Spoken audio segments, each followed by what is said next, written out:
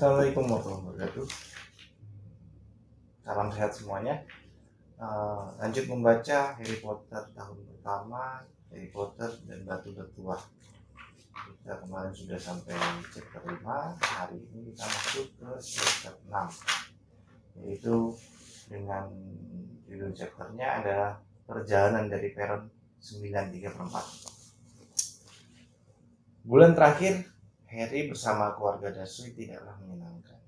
Dudley sekarang begitu ketakutan pada Harry sehingga dia tak mau berada di ruangan yang sama dengannya. Sementara Bibi Petunia dan Paman Vernon tidak mengurung Harry dalam lemarinya, tidak memaksanya melakukan sesuatu ataupun membentaknya. Bahkan mereka sama sekali tidak bicara dengan Harry. Setengah ketakutan, setengah marah. Mereka bersikap seakan-akan kursi yang diduduki Harry itu kosong. Meskipun ini perbaikan dalam banyak hal, setelah beberapa waktu, keadaan begini membuat Harry agak tertekan juga. Harry menghabiskan waktu di kamarnya, hanya ditemani burung hantunya. Nama yang ditemukannya dalam buku sejarah sihir, buku-buku sekolahnya sangat menarik. Dia berbaring di tempat tidurnya, membaca sampai jauh malam.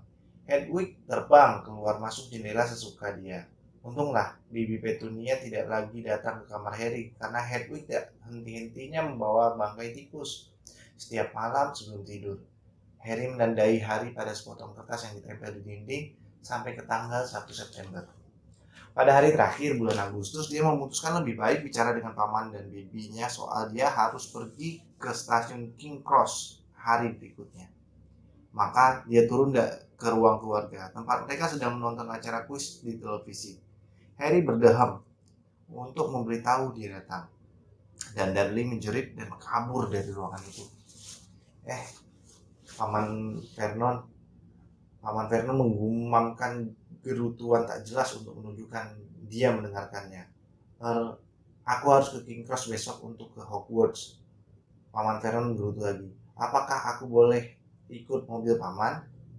Gerutuan tak jelas. Harry menafsirkan itu berarti boleh. Terima kasih. Dia sudah akan kembali ke atas ketika Paman Vernon benar-benar bicara. Aneh juga, mau ke sekolah sihir kok naik kereta. Permadani terbangnya berlubang semua, rupanya. Harry diam saja. Di mana sih sekolah ini? Aku tidak tahu, kata Harry. Baru menyadarinya saat itu. Dia menarik keluar tiket yang diberikan Hagrid dalam sakunya. Aku cuma diminta naik kereta dari Peron 934 pukul 11, dia membaca. Bibi dan pamannya mengomong. Peron berapa? 934. Jangan ngawur, kata Paman Vernon. Tak ada Peron 934. Menurut tiketnya begitu. Omong kosong, kata Paman Vernon. Mereka semua sinting. Lihat saja sendiri nanti. Tunggu saja. Baiklah, kami akan mengantarmu ke King Cross. Kami tahu besok memang mau ke London. Kalau tidak mana aku mau peduli. Kenapa kalian mau ke London? Tanya Harry berusaha bersikap ramah. Membawa Dudley ke rumah sakit, bilang Paman Vernon. Ekornya yang kemerahan harus dipotong sebelum dia berangkat ke Smeltings. Sesuatu yang bau.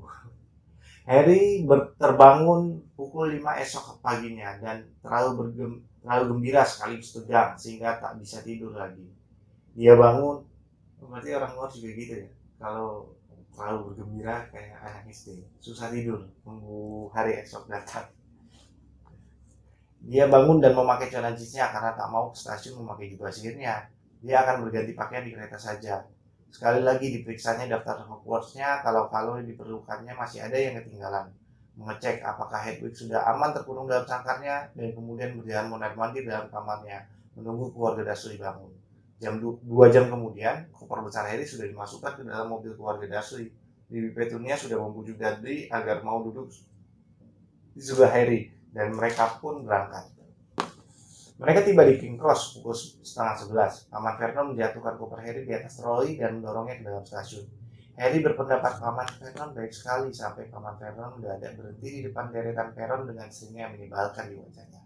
Nah, ini dia peron 9, peron 10. Peronmu seharusnya diantaranya, tetapi rupanya belum dibangun ya. Paman Vernon benar. Preman Vernon benar, tentu saja ada angka 9 plastik besar di atas satu peron dan angka 10 plastik besar di peron berikutnya. Dan diantaranya sama sekali tidak ada apa-apa. Semoga senang di sekolah, kata Paman Vernon dengan senyum yang lebih menyebalkan. Dia pergi tanpa berkata apa-apa lagi. Harry menoleh dan melihat mobil keluarga Dursley meluncur meninggalkan stasiun. Mereka bertiga tertawa-tawa. Mulut Harry jadi agak kering. Apa yang akan dilakukannya? Orang-orang mulai memandangnya dengan aneh gara-gara Hedwig. Dia harus bertanya kepada seseorang. Dia menghentikan petugas yang lewat, tapi tak berani menyebut peron 934. Si petugas belum pernah mendengar tentang Hogwarts, dan ketika Harry bahkan tak bisa mengatakan di bagian mana Inggris sekolah ini, di bagian mana Inggris sekolah ini berada. Dia mulai jengkel, seakan Harry sengaja beragak bohong. Semakin putus asa, Harry menanyakan kereta yang akan berangkat pukul 11. Tetapi kata si petugas tak ada. Akhirnya si petugas pergi, mengomel soal orang yang suka buang-buang waktu. Harry berusaha keras agar tidak panik. Menurut jam besar di atas papan kedatangannya, dia hanya punya waktu 10 menit lagi untuk naik kereta ke Hogwarts, dan dia sama sekali tidak tahu harus bagaimana. Dia kebingungan di tengah stasiun dengan koper yang nyaris tak bisa diangkatnya, kantong penuh uang sihir dan burung hantu besar. Hagrid pastilah lupa memberitahukan sesuatu yang harus dilakukan, misalnya mengetuk batu bata ketiga di sebelah kiri untuk bisa masuk di Diagon Alley. Dia bertanya-tanya dalam hati, apakah sebaiknya dia mengeluarkan tongkatnya dan mengetuk box penjual tiket di antara peron 9 dan peron 10. Saat itu serombongan orang lewat di belakangnya dan tertangkap olehnya beberapa kata yang diucapkan. Penuh magel tentu saja. Harry langsung membalik. Yang bersuara seorang wanita gemuk bicara kepada 4 anak laki-lakinya. Semua rambutnya merah menyala. Masing-masing mendorong koper seperti milik Harry di depan mereka. Dan mereka punya burung hantu. Dengan jantung berdegup keras, Harry mendorong trolinya mengikuti mereka. Mereka berhenti. Dia ikut berhenti. Cukup dekat untuk mendengar apa yang mereka katakan. Peron berapa? Tanya ibu anak-anak tersebut. 934. Terdengar suara nyaring anak perempuan juga berambut merah yang menggandeng tangannya. Mam, apakah aku tidak boleh? Kau belum cukup umur, Ginny. Sekarang diam dulu. Baiklah, Percy. Kau duluan yang masuk. Anak yang kelihatannya paling tua berjalan menuju peron 9 dan 10. Harry mengawasi, bertahan untuk tidak berkedip. Takut kalau ada sesuatu yang tidak dilihatnya. Tetapi pas anak itu tiba di pembatas antar peron, serombongan besar turis lewat di depannya, dan ketika ransel terakhir sudah menyingkir, si anak sudah lenyap. Fred, kau berikutnya, si wanita gemuk berkata. Aku bukan Fred, aku George, kata si anak. Astaga, Mam, katanya ibu kami, masa tidak bisa membedakan bahwa aku George? Sorry George, cuma buku raw, aku Fred, kata si anak. Lalu langsung pergi. Kembarannya berteriak agar dia bergegas, dan pastilah dia bergegas karena sedetik kemudian dia sudah lenyap. Tapi bagaimana caranya? Sekarang saudara ketiga berjalan cepat menuju palang rintang tiket. Dia nyari sampai dan mendadak dia lenyap, hilang begitu saja. Maaf, kata Harry kepada si wanita gemuk. Halo nak, katanya. Baru pertama kali ke Hogwarts ya? Ron juga baru. Dia menunjuk anak laki-laki yang terakhir dan termuda. Dia kurus dan jangkung, dengan bintik-bintik di mukanya. Kaki tangan besar, dan hidungnya panjang. Ya, jawab Harry. Masalahnya saya tidak tahu bagaimana. Bagaimana ke peronnya? Tanyanya ramah. Dan Harry mengangguk. Jangan khawatir, katanya. Yang harus kau lakukan hanya berjalan saja, menembus palang rintang antara peron 9 dan 10. Jangan berhenti, dan jangan takut kau akan menabraknya. Ini yang paling penting. Paling baik melakukannya setengah berlari kalau kau cemas. Ayo, masuklah sekarang sebelum Ron. Oke, kata Harry. Harry memutar trolinya dan memandang palang rintangnya. Kelihatannya kuat sekali. Dia mulai berjalan ke arah palang. Berkali-kali dia bersenggol orang yang berjalan ke peron 9 dan 10. Harry berjalan semakin cepat. Sebentar lagi dia akan menabrak box penjual tiket. Lalu akan mendapat kesulitan. Harry membungkuk di atas trolinya. Dia berlari. Palang semakin lama semakin dekat. Dia tak akan bisa berhenti. Troy sudah di luar kendali. 30 cm lagi dia memejamkan mata, menunggu saat tertabrak. Tapi ternyata dia tidak menabrak apa-apa. Dia masih terus berlari. Dan dia membuka matanya. Kereta api berwarna merah menunggu di sebelah peron yang penuh orang. Tulisan di atasnya berbunyi, Hogwarts Express, pukul 11.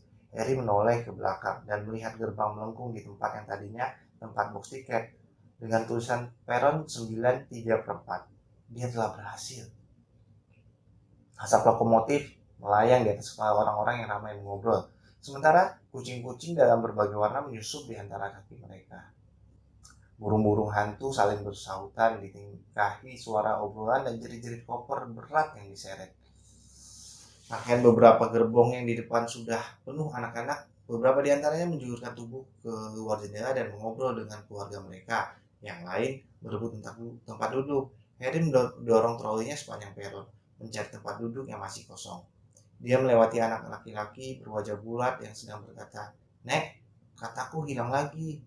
Oh, Neville, didengarnya perempuan tua itu menghela nafas. Seorang anak lelaki berambut keriting dikerumuni serombongan anak. "Coba kami lihat, Li. Ayo dong." Anak itu mengangkat tutup kotak yang dipeluknya dan anak-anak itu merubungnya langsung menjerit dan berteriak-teriak ketika ada kaki panjang berbulu keluar dari kotak itu. Harry melewati orang-orang yang berdesakan sampai dia tiba di gerbong kosong hampir di ujung kereta. Mula-mula dinaikkannya Hedwig. Kemudian dia mulai mengangkat dan mendorong kopernya melewati pintu kereta. Dicobanya mengangkatnya melewati undakan, tapi nyaris tak bisa mengangkat salah satu ujung dan dua kali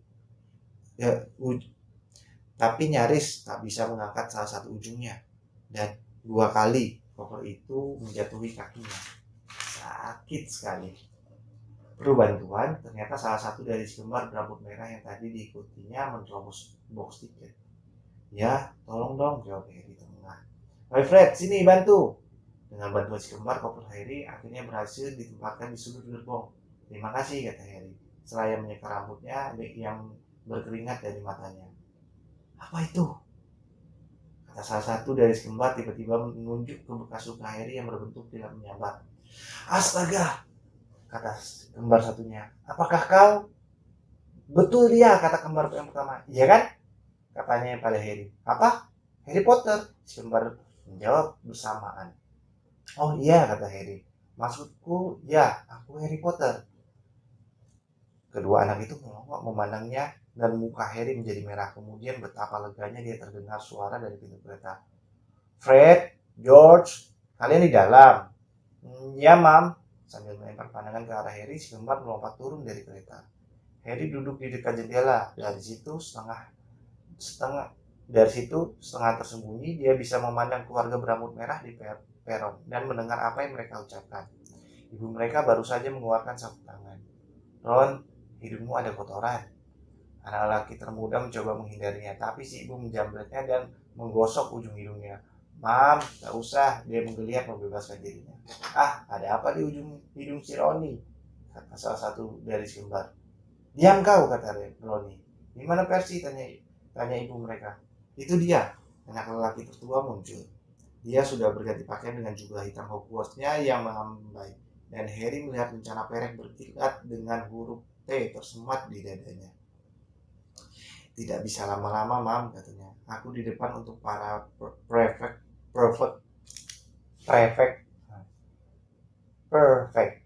dari beberapa prefect disediakan 2 gerbong khusus. Prefect adalah beberapa murid senior yang diberi tanggung jawab untuk mengatur ketertiban." "Oh, jadi kau prefect Percy?" kata salah satu dari sumber, seolah kaget sekali. "Mestinya bilang-bilang dong, kami tidak tahu sama sekali." "Tunggu, perasa aku ingat dia pernah bilang kok," kata kembar satunya. "Sekali atau 2 kali?" Setiap menit sepanjang musim panas." "Oh, tutup mulut," kata si Percy, si prefect. "Bagaimana Percy bisa mendapatkan jubah baru sih?" tanya salah satu orang dari si kembar. "Karena dia prefect. Jadi ibu mereka penuh kasih sayang." "Baiklah," Sayang, semoga senang di sekolah. Kirim burung hantu kalau kau sudah tiba. Dicium pipi Persi dan Persi pergi lagi. Kemudian si ibu menoleh kepada si kembar. Nah, kalian berdua, tahun ini kalian jangan nakal. Kalau sekali lagi aku menerima burung hantu yang memberitahukan kalian telah meledakkan toilet atau meledakkan toilet, kami belum pernah meledakkan toilet. Tapi ide bagus. Terima kasih, Mam. Tidak lucu. Dan jaga Ron. Jangan khawatir, Roni kecil akan aman bersama kami. Diam, kata Ron lagi. Tingginya sudah hampir sama dengan si kembar dan hidungnya masih merah di tempat yang tadi digosok ibunya. Hei Mam, tahu tidak? Coba tebak siapa yang baru saja kami temui di kereta. Harry cepat-cepat bersandar ke belakang agar mereka tidak bisa melihatnya sedang mengawasi mereka. Mam, tahu siapa anak laki yang berambut hitam yang tadi di dekat kita di stasiun? Tahu tidak siapa dia? Siapa? Harry Potter. Harry mendengar suara si anak perempuan kecil. Mam, bolehkah aku naik kereta dan melihatnya? Mam, boleh ya, boleh ya. Kau sudah melihatnya, Ginny, dan anak malang itu bukan untuk dilihat seperti penghuni kebun binatang. Benarkah dia Harry Potter, Fred? Bagaimana kau bisa tahu? Aku tanya dia, melihat bekas lukanya. Benar-benar ada, seperti sambaran kilat. Kasihan, pantas saja dia sendirian. Aku tadi bertanya-tanya dalam hati, dia sopan sekali ketika bertanya bagaimana bisa sampai ke peron. Kasihan. Itu sih tidak penting. Apakah menurut Mam dia masih ingat seperti apa? Kau tahu siapa? Ibu mereka mendadak menjadi sangat tegas. Kularang kau menanyainya, Fred. Jangan berani-berani bertanya kepadanya. Kau pikir dia perlu ingat tentang musibah itu pada hari pertamanya bersekolah? Baiklah, tenang saja. Terdengar bunyi peluit. Cepatlah, kata ibu mereka. Dan ketiga anak laki-laki itu naik ke kereta. Mereka menjulurkan badannya keluar jendela agar bisa mendapat ciuman selamat tinggal dan adik perempuan mereka pun mulai menangis. Jangan menangis, Ginny. Kami akan kirim banyak burung hantu. Kami akan mengirimmu seperangkat toilet Hogwarts. George, cuma bergurau, Mam. Kereta mulai bergerak. Harry melihat ibu anak-anak itu melambaikan tangannya, dan adik mereka setengah tertawa, setengah menangis. Berlari mengejar kereta sampai keretanya bergerak semakin cepat. Setelah itu, barulah dia berhenti melambai.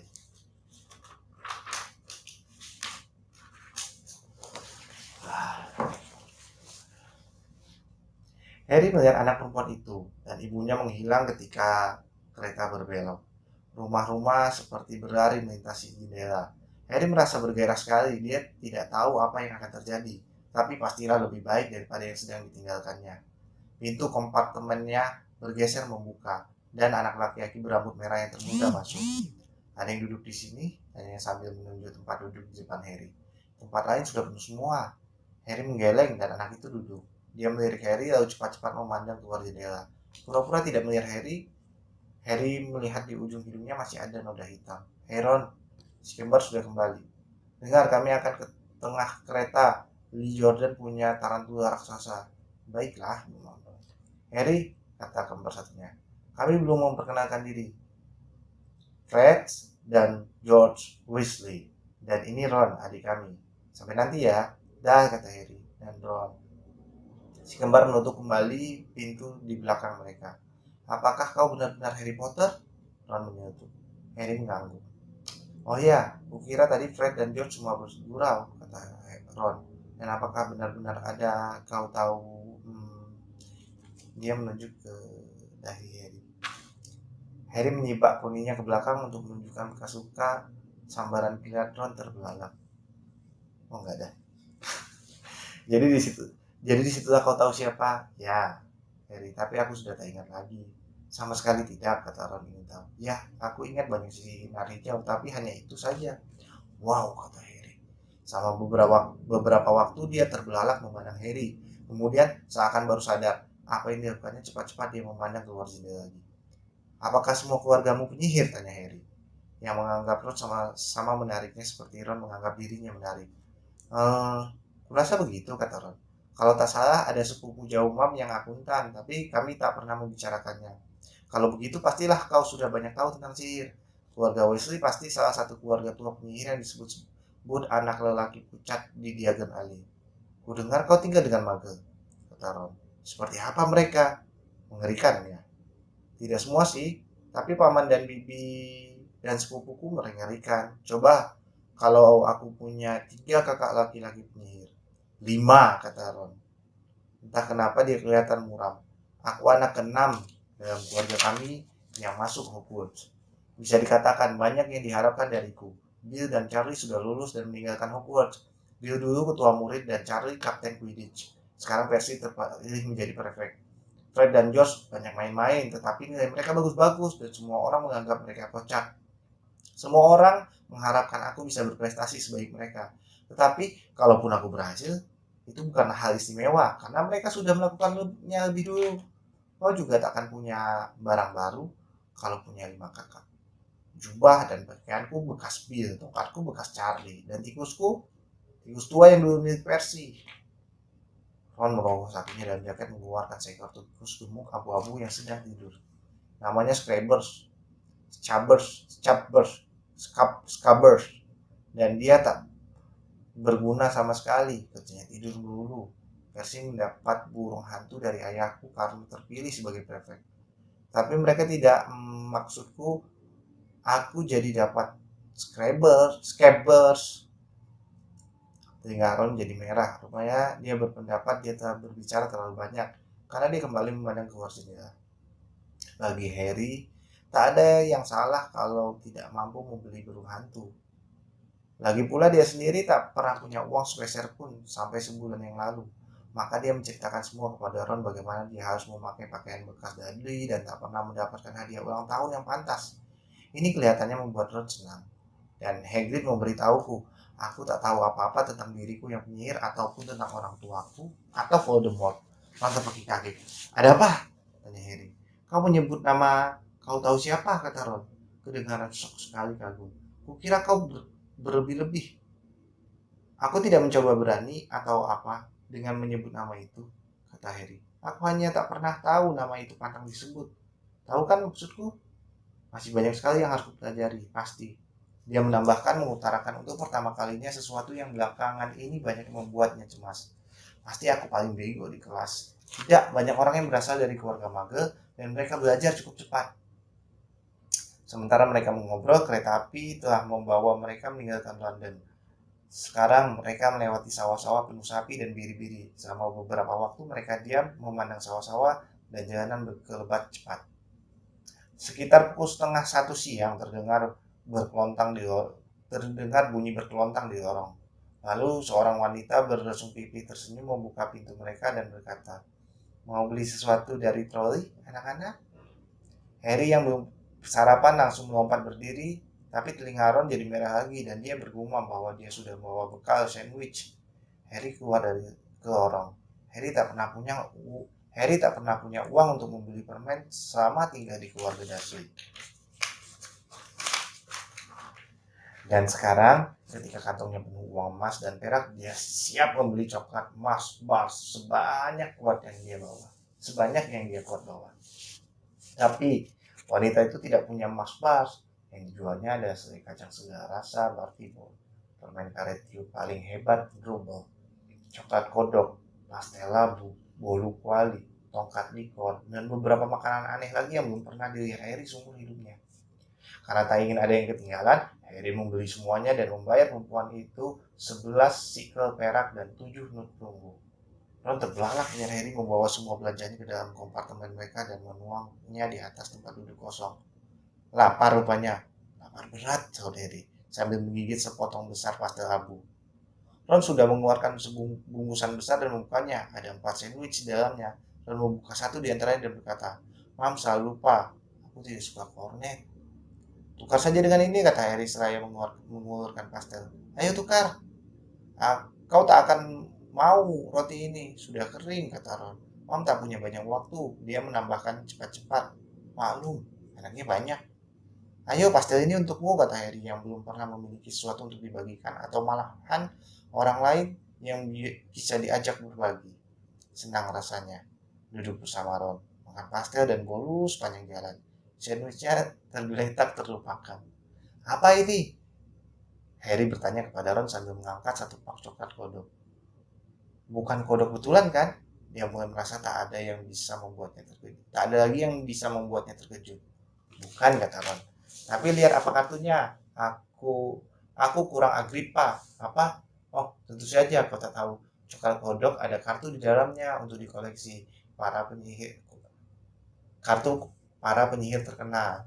Aku sudah punya kira-kira 500. Aku belum punya Agripa ataupun Ptolemy. Ptolemy.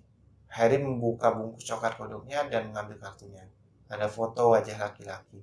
Dia memakai kaca mata bulan separuh. Hidungnya bengkok dan rambutnya, jenggotnya serta kumisnya putih panjang keperakan. Di bawah foto itu ada nama Albus Dumbledore. Jadi ini Dumbledore, kata Harry. Jangan bilang kau belum pernah dengar tentang Dumbledore, kata Ron. Boleh aku minta kodok? Siapa tahu aku dapat Agrippa. Trims, Harry membalik kartunya dan membaca. Albus Dumbledore saat ini menjabat kepala sekolah Hogwarts. Banyak yang menganggapnya sebagai penyihir terbesar di zaman modern ini. Profesor Dumbledore khususnya terkenal karena berhasil mengalahkan penyihir aliran hitam Grindelwald pada tahun 1945. Jadi ntar yang ngalahin Grindelwald, skip itu di film lain. Ada Dumbledore.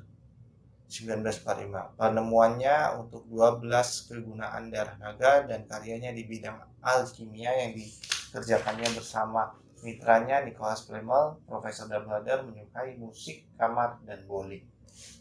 Harry membalik kembali kartunya dan kaget sekali melihat wajah Dumbledore sudah lenyap. Dia pergi. Ya kan dia tak bisa di sini seharian, kata Ron. Dia akan muncul lagi. Aduh, aku dapat Morgana. Aku dapat Morgana lagi. Padahal aku sudah punya 6. Kau mau? Kau bisa mulai mengoleksi. Mataran tertuju pada tumpukan coklat kodok yang menunggu dibuka bungkusnya. Ambil saja, kata Harry. Tapi di dunia muggle wajah orang tidak pergi dari foto. Begitu. Apa? Mereka tidak bergerak sama sekali. Ron kedengaran heran. Aneh.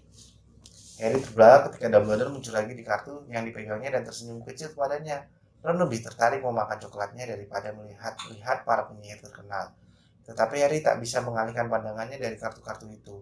Segera saja, dia tak hanya punya Dumbledore, Morgana, tapi juga punya Exit of Woodcroft, Alberic, Grunion, Circe, Paracelsus, dan Merlin. Dia akhirnya mengalihkan pandang dari pendeta perempuan Cleodna yang sedang menggaruk-garuk hidung untuk membuka kantong kacang segala rasa Bartibo. Hati-hati loh, Ron memperingatkan Harry. Segala rasa di situ benar-benar segala rasa. Tahu kan? Kau mendapat rasa-rasa biasa seperti coklat, mint, segar, selai, tapi kau juga bisa mendapatkan rasa bayam, hati, babat. George bahkan menduga dia pernah mendapatkan kacang rasa setan. Ron mengambil sebutir kacang hijau, mengamatinya dengan teliti, menggigit sedikit ujungnya. Benar kan? Toge. Mereka asik sekali makan kacang segala rasa. Harry mendapat roti bakar, kelapa, kacang panggang, stroberi, kari, rumput, kopi, sarden, dan bahkan cukup berani menggigit ujung kacang abu-abu yang Ron bahkan tidak berani menyentuhnya. Dan ternyata itu rasa merica. Daerah pedesaan yang melewati mereka semakin liar. Sawah-sawah yang rapi sekarang sudah lenyap. Yang ada hutan, sungai berkelok-kelok, dan bukit-bukit hijau gelap. Terdengar ketukan di pintu kompartemen mereka dan anak laki-laki berwajah bundar yang tadi dilewati Harry di peron 934 masuk. Dia kelihatannya habis menangis. Maaf, katanya, tapi apakah kalian melihat katak? Ketika mereka menggelengkan kepala, anak itu meratap. Hilang deh. Dia kabur terus dariku. Ketika mereka dia akan muncul, kata Harry. Ya, kata si anak sedih. Ya, kalau kau melihatnya, dia pergi. Aku tak tahu kenapa dia sedih itu, kata Ron. Kalau aku membawa katak, aku akan kehilangan dia secepat mungkin. Tahu tidak? Aku mau bawa Scabbers supaya aku tak bisa bicara. Tikus itu masih tertidur di pangkuan Ron. Dia bisa saja mati, dan kau tak akan tahu perbedaannya, kata Ron sebal. Aku mencoba mengubahnya menjadi kuning kemarin, tapi mantranya tidak manjur. Akan kutunjukkan kepadamu. Lihat. Dia mengaduk-aduk kopernya dan menarik keluar tongkat yang sudah sangat butut. Tongkat itu sudah tergores dan bocor di mana-mana, dan ada benda putih berkilau di ujungnya. Rambut unicornnya sudah hampir lepas, yang jelas. Ron baru mengangkat tongkatnya ketika pintu kompartemen mereka bergeser terbuka lagi. Anak yang kehilangan katak muncul lagi, tetapi kali ini ditemani anak perempuan. Anak perempuan itu sudah memakai jubah Hogwarts-nya. Ada yang lihat katak, kata Neville hilang. Katanya, suaranya berwibawa. Rambutnya coklat lebat dan gigi depannya agak besar-besar. Kami sudah bilang padanya tidak lihat, kata Ron.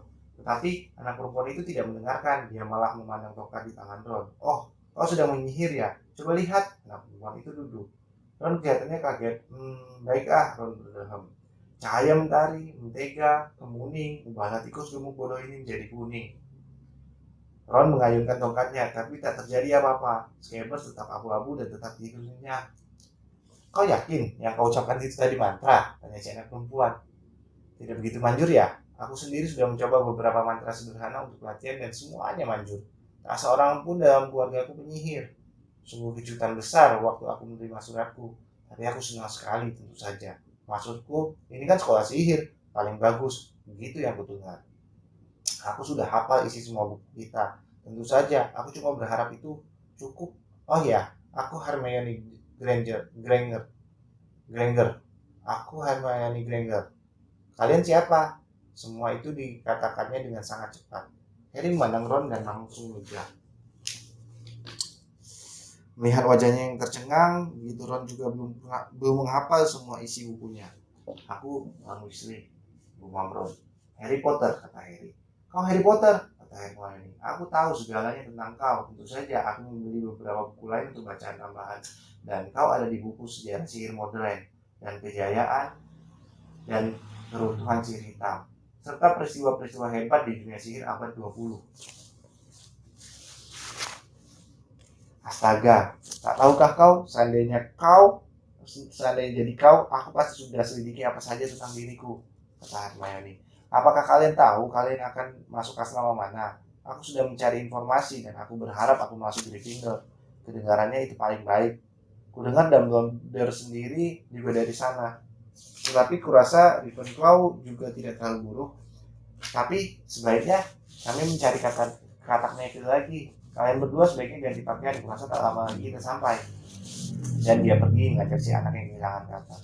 Di rumah asrama manapun aku nanti, kuharap tidak serumah dengan dia, kata Ron.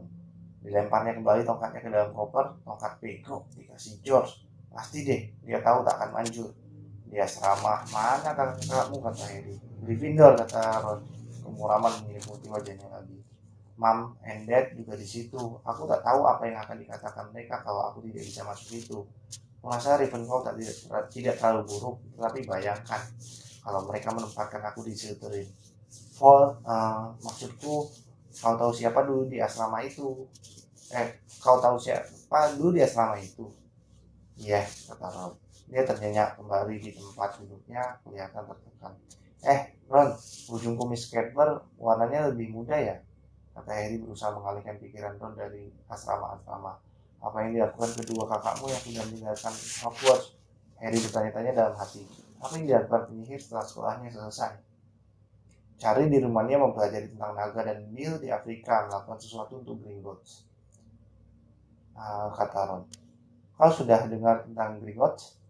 Beritanya ramai di Daily Prophet. Tetapi kurasa Muggle tidak membaca koran itu. Ada yang mencoba merampok ruang besi yang pengamanannya sangat ketat. Harry terbelalak. Betul. Apa yang terjadi pada mereka? Tidak ada, itulah sebabnya ini menjadi berita besar. Mereka tidak tertangkap. Ayahku bilang pastilah penyihiritan yang hebat kalau bisa lolos dari Gringotts. Tetapi katanya mereka tidak mengambil apa-apa. Itu yang aneh. Tentu saja semua orang jadi takut kalau hal semacam ini terjadi. Siapa tahu, kau tahu siapa berada di belakangnya. Harry mencerna berita ini dalam benaknya. Dia mulai dirasuki rasa takut setiap kali kau tahu siapa disebut-sebut. Dia menduga ini bagian dari memasuki dunia sihir, tapi lebih nyaman untuk mengucapkan Voldemort tanpa perlu cemas. Apa tim Quidditch favoritmu? Tanya Ron. Aku tak kenal tim Quidditch manapun, Harry mengaku. Apa? Ron tercengang. Oh, tunggu saja. Ini permainan paling hebat sedunia. Langsung saja Ron menyerocos menjelaskan tentang 4 bola dan posisi 7 pemainnya. Menceritakan pertandingan-pertandingan besar yang pernah ditontonnya bersama kakak-kakaknya. dan sapu terbangnya ingin dibelinya jika dia punya uang cukup. Dia sedang menerangkan aturan-aturan mainnya ketika pintu kompartemen mereka tergeser terbuka lagi. Tapi kali ini yang datang bukan Neville yang kehilangan katak ataupun Hermione Granger. 3 anak laki-laki masuk dan Harry langsung mengenali yang tengah. Si anak laki-laki pucat ada di toko jubah Madame Malkin. Dia memandang Harry dengan lebih berminat daripada waktu di Diagon Alley. Benarkah? Katanya. Di seluruh gerbong anak-anak mengatakan Harry Potter ada di kompartemen ini. Jadi rupanya kau ya? Ya, kata Harry. Dia memandang 2 anak lainnya. Mereka besar dan kelihatannya sadis sekali. Berdiri di kanan kiri anak pucat itu. Mereka kelihatan seperti pengawal. Oh, ini Crabbe dan ini Joyle. Goyle. Joel. Gimana bacanya? Kata si pucat sambil lalu. Ketika melihat siapa yang dipandang Harry, dan namaku Malfoy. Draco Malfoy. Ron terbatuk, yang mungkin dilakukannya untuk menyamarkan kekikikannya. Draco Malfoy memandangnya. Kau pikir namaku lucu ya? Aku tak perlu tanya siapa kau. Ayahku bilang semua Weasley berambut merah, punya bintik-bintik di pipi dan punya lebih banyak anak daripada yang sanggup mereka tanggung. Dia kembali memandang Harry. Kau akan segera tahu beberapa keluarga penyihir jauh lebih baik daripada yang lain, Potter. Jangan sampai berteman dengan orang yang salah. Aku bisa membantumu dalam hal ini. Dia mengulurkan tangan untuk menjabat tangan Harry. Tapi Harry tidak menyambutnya. Kurasa aku bisa menentukan sendiri mana yang salah. Kurasa aku bisa menentukan sendiri mana orang yang salah. Terima kasih, katanya dingin. Wajah Draco Malfoy tidak berubah merah, tapi warna merah jambu muncul di pipi yang pucat. Aku akan berhati-hati kalau jadi kau, Potter, katanya perlahan. Kalau kau tidak lebih sopan sedikit, nasibmu akan sama dengan orang tuamu. Mereka juga tak tahu apa yang baik untuk mereka. Kalau kau kesana kemari dengan orang-orang urakan seperti keluarga Weasley dan Hagrid, kau pasti ketularan. Baik Harry maupun Ron bangkit, wajah Ron sudah semerah rambutnya. Coba bilang lagi, katanya. Oh, kalian mau berkelahi dengan kami ya? Malfoy menyeringai. Kalau kalian tidak keluar sekarang juga, kata Harry, lebih berani daripada yang dirasakannya. Karena Crabbe dan Joel jauh lebih besar daripadanya maupun Ron. Tapi kita tidak mau pergi, kan teman-teman? Kami sudah menghabiskan makanan kami, sedangkan kami masih punya sisa. Goyle menjulurkan tangan ke coklat kodok di sebelah Ron. Ron melompat ke depan, tetapi sebelum dia sempat menyentuh Joel sudah menjerit menyeramkan. Scrap si tikus bergantung pada jarinya. Gigi kecil yang tajam terbenam dan dalam buku jari Joel. Crabbe dan Malfoy mundur sementara Joel mengibas-ngibas Scabbers seraya melolong-melolong. Dan ketika akhirnya Scabbers terlepas dan menghantam ke jendela, mereka bertiga langsung kabur. Mungkin mereka mengira masih banyak tikus lagi bersembunyi di antara coklat-coklat. Atau mungkin mereka mendengarkan langkah laki-laki karena kemudian Hermione Granger masuk. Apa yang terjadi, tanyanya. Seraya memandang permen yang berserakan di lantai dan Ron yang memungut Scabbers pada ekornya. Kurasa dia pingsan, kata Ron kepada Harry. Dia memeriksa Scabbers dengan teliti. Astaga, aku tak percaya dia sudah tidur lagi. Scabbers memang tidur. Kau sudah pernah ketemu Malfoy sebelumnya, kata Harry menjelaskan tentang pertemuan mereka di Diagon Alley. Aku sudah dengar tentang keluarganya, kata Ron muram. Mereka termasuk di antara rombongan pertama yang kembali memihak kita setelah kau tahu siapa menghilang. Katanya mereka disihir. Ayahku tidak percaya. Dia bilang ayah Malfoy tidak perlu alasan untuk memihak sihir hitam. Ron menoleh kepada Hermione. Ada yang bisa kami bantu? Kalian sebaiknya bergegas dan pakai jubah kalian. Aku baru dari depan untuk menanyai masinis dan dia bilang sebentar lagi kita sampai. Kalian tidak habis berkelahi kan? Kalian akan dapat kesulitan bahkan sebelum kita sampai. Scrabbers yang berkelahi bukan kami, kata Ron sebal. Silakan menyingkir selama kami berganti pakaian. Baiklah, aku datang ke sini cuma karena orang-orang di luar bertingkah sangat kekanakan, berlarian sepanjang lorong, kata Hermione bernada merendah. Dan di burungmu ada kotoran, tahukah kau? Ron mendelik ke punggung Hermione. Harry melihat keluar jendela sudah mulai gelap. Dia bisa melihat pegunungan dan hutan di bawah langit ungu tua. Kereta api kelihatannya memang melambat. Harry dan Ron melepas jaket dan memakai jubah panjang hitam mereka. Jubah Ron agak kependekan. Cara trainingnya kelihatan di jubah itu. Terdengar pengumuman yang dikumandangkan ke seluruh kereta. Kita akan tiba di Hogwarts 5 menit lagi. Silahkan meninggalkan barang-barang Anda di kereta. Barang-barang tersebut akan dibawa ke sekolah secara terpisah. Perut Harry terasa tegang dan dilihat wajah Ron pucat di bawah bintik-bintiknya. Mereka menjejal sisa permen ke dalam kantong dan bergabung dengan anak-anak yang sudah memenuhi lorong. Mereka semakin melambat dan akhirnya berhenti. Anak-anak berdesakan ke pintu dan keluar peron kecil gelap. Harry bergidik dalam udara malam yang dingin. Kemudian muncul lampu yang bergoyang-goyang di atas kepala anak-anak. Dan Harry mendengar suara yang sudah dikenalnya. Kelas 1 di sini. Semua oke, Harry? Wajah Hagrid yang besar berewokan tersenyum di atas lautan kepala anak-anak. Ayo ikut aku. Masih ada lagi kelas 1? Hati-hati melangkah. Kelas 1 ikut aku. Terpleset dan terhuyung mereka mengikuti Hagrid menyusuri jalan sempit curam. Di kanan kiri mereka gelap sekali. Sehingga Harry menduga pepohonan di situ pastilah lebat. Tak ada yang banyak bicara. Neville, si anak yang kehilangan katak, terisak satu kali dua kali. Sedetik lagi kalian akan melihat Hogwarts untuk pertama kalinya. Hagrid berseru seraya menoleh. Sesudah belokan ini, terdengar seruan "wow" keras. Jalan sempit itu mendadak membuka ke tepi danau besar gelap di atas gunung tinggi di seberang danau. Jendela-jendela berkilau terang di bawah langit penuh bintang. Bertengger kastil besar dengan banyak menara besar dan kecil. Satu perahu tak boleh lebih dari 4 anak, seru Hagrid, seraya menunjuk armada perahu kecil-kecil yang siap menunggu di dekat tepi danau. Harry dan Ron menuju ke perahu mereka, diikuti oleh Neville dan Hermione. Semua sudah naik perahu, teriak Hagrid. Yang sendirian di atas satu perahu.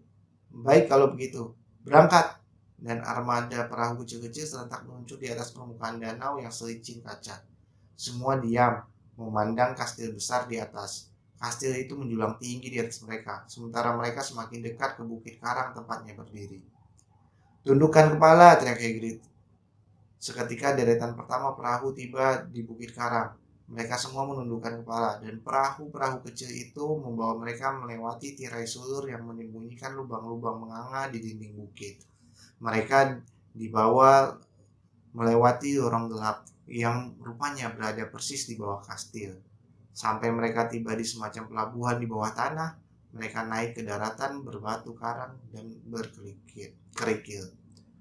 Oi kau, apa ini katamu? Kata Hagrid yang memeriksa perahu-perahu setelah anak-anak turun. Trevor, bekik Neville bergembira, seraya mengulurkan tangan. Kemudian mereka mendaki jalanan di bukit karang, mengikuti cahaya lampu Hagrid, sampai akhirnya tiba di hamparan rumput halus berembun tepat di depan bayangan kastil. Mereka mendaki undakan batu dan berkerumun di depan pintu depan besar dari kayu egg. Semua sudah di sini. Kau, katamu masih ada? Hagrid mengangkat kepala raksasanya dan mengetuk pintu kastil 3 kali. Itu chapter 6 tentang perjalanan Harry menuju Hogwarts pertama kali. Sampai jumpa di chapter selanjutnya.